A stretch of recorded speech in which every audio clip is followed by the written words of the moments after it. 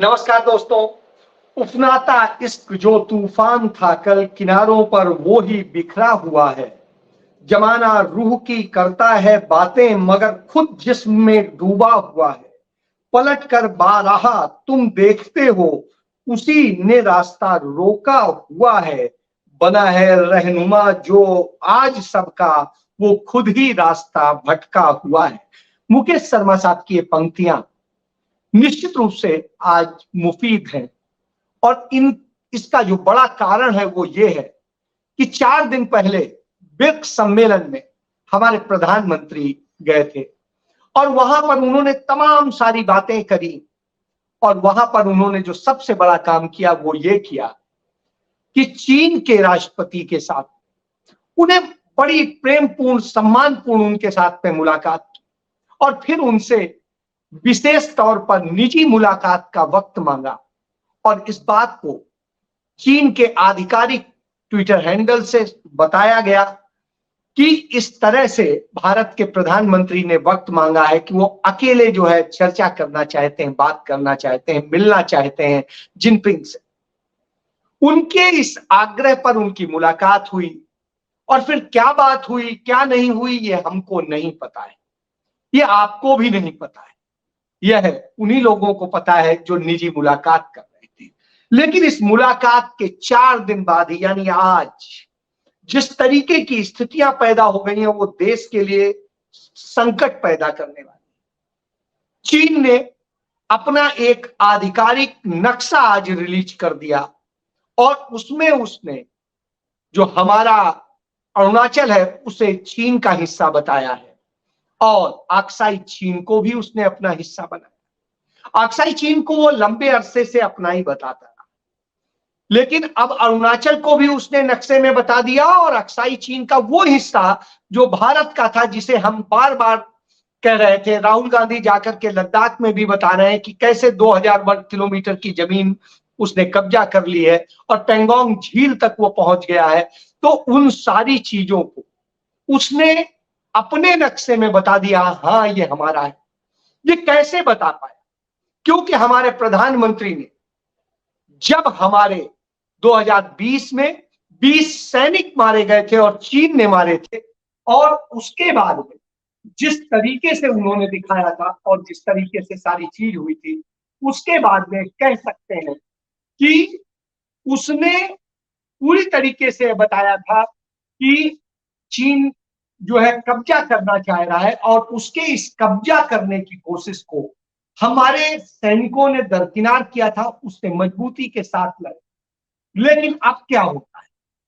अब वही चीन उस भूमि पर कब्जा कर लेता है और अरुणाचल को अपना हिस्सा बताता है। वजह सिर्फ ये है क्योंकि प्रधानमंत्री ने तब सफाई में ये कहा था, न कोई घुसा है, न कोई घुस आया है, न कोई ये है। तो इस तरह से करके उन्होंने चीन के एक्शन को जस्टिफाई कर दिया। जब आप इस तरह के एक्शन को जस्टिफाई करते हैं तो यह स्थिति होती है। जब हम आज इसकी बात करते हैं तो एक बहुत बड़ी बात समझ में आती है। क्यों इस तरीके की जब आप मुलाकात कर रहे हैं, सारी बात कर रहे हैं और दावा कर रहे हैं कि भारत के अमन चैन के लिए आप कर रहे हैं, लेकिन वास्तव में आप वहां पर जो भी कर रहे होते हैं उससे नुकसान देश को हो रहा होगा। और आज वही हुआ है। उसने विश्व जगत में यह साबित करने की कोशिश की है कि भारत घुसपैठिया है। याद करिए 1954 में भारत ने अपना नक्शा जारी किया था, जो 1947 में था उससे बदल के किया था, और उसमें दावा किया था भारत ने कि अक्साई चीन और अरुणाचल ये सब उसी के पास। और जब भारत ने यह किया तो उस समय स्थितियां बड़ी विपरीत बनी। इसका दबाव इतना बना था कि चीन उस दबाव में आया और चीन समझौता को तैयार हो गया था कि चलिए ऐसे ऐसे कर लेते हैं, बीच का रास्ता निकाल लेते। पंडित नेहरू ने बीच का रास्ता निकालने की कोशिश की, लेकिन संसद में हमारे ही तमाम सारे लोग जो आज राष्ट्रवादी होने का दावा करते हैं, उन्होंने उसका विरोध किया और नतीजा यह हुआ कि फिर यह विवाद बढ़ता गया और चीन ने हम पर आक्रमण किया। और जो वास्तव में हमारी भूमि थी ही नहीं कभी हमारे कब्जे में, नक्शे में जरूर हमारी होती थी, जो भूमि राजा गुलाब सिंह को ने जब अंग्रेजों से खरीदा था कश्मीर, तो उसमें दिखाया गया था दो तरह की रेखाएं थी, एक वास्तविक भूमि पर कब्जा और एक जो नक्शे में। तो नक्शे में तो अक्साई चीन भारत में था, लेकिन वास्तविक कब्जे में नहीं था। भारत ने एक कोशिश की थी कि उसे हम वास्तविक कब्जे में ले लें पंडित नेहरू के समय। अरुणाचल को हमने कब्जे में ले लिया, लेकिन बाद में जिस तरीके से राजनीति की गई और सब किया गया, उस कारण से उसे वही एज इट इज छोड़ना पड़ा और हमें चीन से युद्ध लड़ना पड़ा। युद्ध में बार बार तमाम लोग कहते हैं हम हारे। हारने का कोई सबूत इसलिए नहीं है क्योंकि भारत की सेना ने कहीं पर भी सरेंडर नहीं किया। हारना कहलाता है जो बांग्लादेश जब बना था भारत और पाकिस्तान का वह युद्ध 1971, जिसमें हमने पाकिस्तान के जनरल समेत सबको अरेस्ट किया, सरेंडर कराया, और यह दुनिया का सबसे बड़ा सरेंडर। लेकिन उस समय ऐसा नहीं हुआ। चीन अपने आप आया, आक्रमण किया और फिर चला गया। उसकी नीति होती है, वो इसी तरीके से घुसपैठ करने की कोशिश करता है और वो करता रहता है। यही उसने कोशिश पिछले कई सालों से वो कर रहा है। जब से मोदी सरकार आई है तब से यह स्थिति है। नहीं तो इंदिरा गांधी के समय में चीन को हमने 2 बार हराया, राजीव गांधी के समय में हराया, और उसके बाद में चीन की हिम्मत नहीं होती। लेकिन अब यह स्थिति हो गई कि 2015 के बाद से वो लगातार कोई ना कोई घुसपैठ कर रहा है। और चीन ने डोकलाम में सड़क भी बना ली। उसके अलावा बिल्ट एंड रोड वाला जो प्रोजेक्ट है, जो अफगानिस्तान से, काबुल से लेकर के और भूटान तक, बर्मा तक जाने का, उसने वो ऊपर बना लिया, जिससे कि हमारी सब चीजों पे वो कैसे निगहबानी कर सके और काबिज हो सके। उसने ये सब किया, भारत उसका कोई विरोध नहीं कर पाया। यह स्थिति। इसके अलावा लगातार उसके तमाम प्रोजेक्ट चल रहे हैं। उसने कई गांव बसा लिए हैं और न जाने क्या क्या कर दिया है। भारत की जमीनें कब्जा की। इसके बावजूद भारत सरकार कोई जवाब नहीं दे पाती है और चाइना अपने नक्शे में आधिकारिक तौर पे अक्साई चीन और अरुणाचल को अपना हिस्सा बता देता है, जबकि अक्साई चीन का बहुत सा हिस्सा हमारे पास था। उस हिस्से को नरेंद्र मोदी ने गंवा दिया। तो यह इस बात से समझ में आता है कि किस तरीके से प्रधानमंत्री करते हैं। और प्रधानमंत्री की नीति बताती है कि उन्हें देश से ज्यादा अपने कुछ और लोग प्यारे, और इसीलिए यह स्थिति। कश्मीर में जिस तरीके से अनुच्छेद 370 को लेकर के तमाम विवाद है और लगातार ये विवाद बढ़ते रहे, ये खत्म होने की स्थिति नहीं आती है। आज सुप्रीम कोर्ट ने भी इस बात को पूछा कि ठीक है, आपने जो भी कुछ किया है, वहां पर लोकतांत्रिक प्रक्रिया कब बहाल होगी, वहां चुनाव कब होंगे, क्यों डर रहे हैं? एक तरफ तो आप कश्मीर में चुनाव कराने से डर रहे हैं, दूसरी तरफ आप जब लोकसभा चुनाव की बात होती है तो सब जगह कराने की बात कर लेते हैं। और यही नहीं, जब बात आती है वहां के पंचायत चुनाव और दूसरे चुनाव, तो वो सब करा लेंगे, लेकिन वहां की न विधानसभा बहाल करेंगे, न वहां की लोकतांत्रिक व्यवस्था को बहाल करेंगे। यह नीति है, क्योंकि यदि ये होगा तो तमाम सवाल उठेंगे, सच्चाई सामने आएगी। सच्चाई सामने नहीं आनी चाहिए, इसकी पूरी व्यवस्था जो है भारत सरकार ने कर रखी है और इसके लिए लगातार स्थितियां हो रही हैं। सरकार का ध्यान न तो सुरक्षा पे है, न देश की सीमाओं को लेके है, न ही देश को लेके। उसी चीन से रिश्ता बढ़ाते जा रहे हैं। चीन से हमें कई जगह खतरा है, हिमाचल में भी खतरा है, कश्मीर में भी खतरा है, लद्दाख में भी खतरा है। इधर हम जब आते हैं उत्तराखंड में तो वहां पर भी खतरा है, उधर अरुणाचल में खतरा है, सिक्किम में खतरा है। तो तमाम जगह उसने हमारे लिए खतरा पैदा कर दिया। और स्थिति ये है कि जो श्रीलंका का पोर्ट होता था, जो पोर्ट हमारे लिए सामरिक महत्व रखता है, उस पोर्ट को भी चीन ने अपने कब्जे में ले लिया, वहां पर अपने सैनिक भी तैनात कर दिए। तो इस तरह की स्थिति थी, यानी चारों तरफ से हमको उसने घेर लिया। उधर उसने पाकिस्तान से दोस्ती करके वहां से भी अपना रास्ता बना लिया। तो यह स्थिति हमारे आप सबके लिए एक निश्चित रूप से डरावनी है, क्योंकि जिस तरीके से मोदी ने किया उससे हमारे सारी चीजों को नुकसान।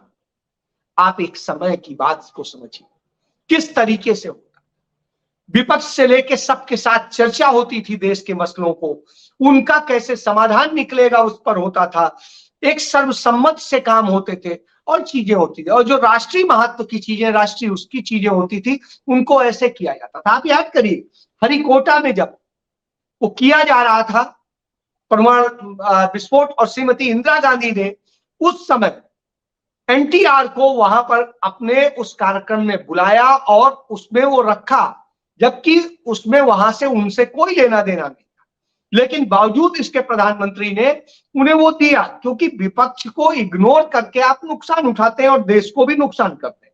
आप खुद को ही एक अकेला सब पर भारी वाला जब करते हैं तो समस्या होती है। यही सारी वजह है कि विपक्षी दलों को एक मंच पर आना पड़ा है और वो तमाम मुद्दों को लेकर के, देश के मुद्दों को लेकर के लड़ रहे हैं, आपसे सवाल कर रहे हैं।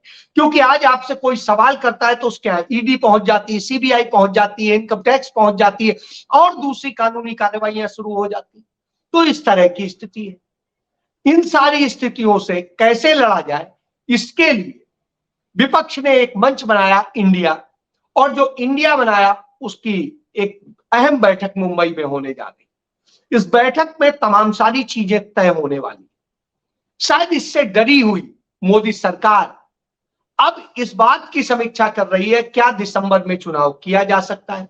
हालांकि बहुत सी संभावना है कि नहीं होगा, क्योंकि जो भारतीय जनता पार्टी का प्रयोग है, हिंदुत्व का प्रयोग है, उसके लिए उन चुनाव में कैसे राम को फिर बेचा जाए, इसके लिए उन्होंने जनवरी में राम मंदिर का एक पूरा, जिसे कहेंगे स्वांग रचने का एक पूरा काम किया गया है और उसका प्रोग्राम तय किया गया है कि करीब करीब वो महीने भर ये प्रोग्राम चलेगा और इससे एक माहौल बनेगा और उस माहौल के आधार पे हम जीतेंगे कि हम राम को हम लाए हैं। तो आप समझिए, वो राम को लाने की बात करते हैं, वो राम को बनाने की बात कहते हैं, वो राम को घर देने की बात कहते हैं। राम तो सबको देता है, लेकिन भाजपा शायद राम को देती है। तो इस तरह की स्थितियां हैं। इसके साथ साथ और बहुत सारी चीजें हो, नफरत की तमाम सारी प्रयोगशालाएं चली रही हैं, उससे मुझे कुछ बताने की जरूरत नहीं है। नूह की स्थिति आपने देखी ली, मणिपुर की देखी ली, और देश के तमाम हिस्सों में इसी तरह से चल रहा है, बंगाल में, मध्य प्रदेश में और दूसरी जगह। लेकिन दूसरी तरफ सरकार की जो जिम्मेदारी है, सरकार को जो करना चाहिए वो नहीं कर रही है। वो दलितों का शोषण करा रही है, दलितों की पीट पीट के हत्याएं की जा रही हैं। इसके अलावा और बहुत सारी चीजें हो रही हैं। लड़कियां आत्महत्याएं कर रही हैं, रेप का शिकार हो रही हैं, नंग परेड हो रही है। ये सारी चीजें हो रही और इन सब पर कोई ख्याल नहीं कैसे चुनावी रणनीति तय की जाए। इसके लिए रणनीति के लिए तो इस हद तक की स्थिति है कि इसरो ने एक महान प्रयोग किया कि चंद्रयान जो है चंद्रमा तक भेजा, और जो चंद्रयान गया उसका श्रेय इस देश के वैज्ञानिकों के देने की बजाय भारतीय जनता पार्टी के लोग, उनके नेता, प्रधानमंत्री नरेंद्र मोदी की बड़ी बड़ी फोटो लगा करके तमाम जगह होर्डिंग्स लगा रहे हैं जैसे नरेंद्र मोदी ने भेज दिया। जबकि यदि किसी का योगदान कहा जाएगा तो निश्चित रूप से साराभाई का कहा जाएगा, तमाम अन्य वैज्ञानिकों को कहा जाएगा, और यदि न्यू को लेकर के बात होगी तो पंडित जवाहरलाल नेहरू और इंदिरा गांधी को याद किया जाएगा कि जिन्होंने अंतरिक्ष प्रोग्राम शुरू किया और फिर इसरो की स्थापना की।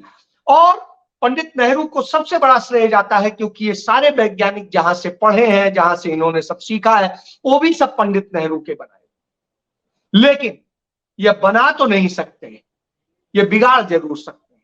तो अब देश का नक्शा बिगाड़ रहे हैं, और देश का नक्शा ऐसा बिगाड़ रहे हैं कि आने वाली कोई सरकार उसे सुधार ना सके और चाइना हमारे यहां घुसपैठ करे।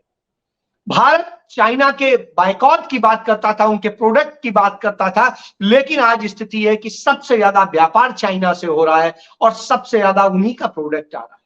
और भारत को उसका व्यापार घाटा उठाना पड़ रहा है। 101 अरब डॉलर का नुकसान हो रहा है हमारा हर साल। यह स्थिति हमारी होगी, और जब इतनी बुरी स्थिति हो तो निश्चित रूप से चिंताजनक है। देश को कर्ज में डुबो दिया है और बहुत सारी चीजें हैं, इन पे कितनी बातें की जाए। तो शासन के नाम पे, सुशासन के नाम पे इस देश के साथ धोखा किया गया है, और उस धोखे को बड़े ईमानदारी से समझने की जरूरत है।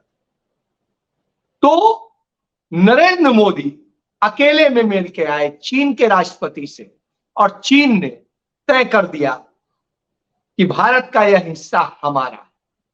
अब बताइए, हमने किस व्यक्ति को रखवाली का जिम्मा सौंपा है? यानी बिल्ली यदि दूध की रखवाली करेगी तो वो दूध को पिएगी, खुद पी जाएगी, या क्या करेगी? तो आज यह सत्य सामने आ रहा है। राहुल गांधी यही बात सालों से कहते चले आ रहे हैं। एक एक बात उन्होंने आज तक सदैव पहले कही है। कोविड आया, उन्होंने कहा, और भी बहुत सारी चीज आई, उन्होंने कहा, सबसे पहले बताया। लेकिन आज स्थितियां बिल्कुल बदली। आज उनकी बातों पर ध्यान दिया जाता तो ये समस्याएं शायद कभी नहीं होती। इसलिए सच को पहचानना बेहद जरूरी है। यदि नहीं जानेंगे तो इसी तरह कभी देश लुटवाएंगे, कभी खुद को लुटवाएंगे, कभी अपनी बेटियां लुटवाएंगे, कभी अमन शांति लुटवाएंगे और बर्बादी में जाएंगे। क्योंकि बेरोजगार भुखमरा देश आपको क्या दे। जय।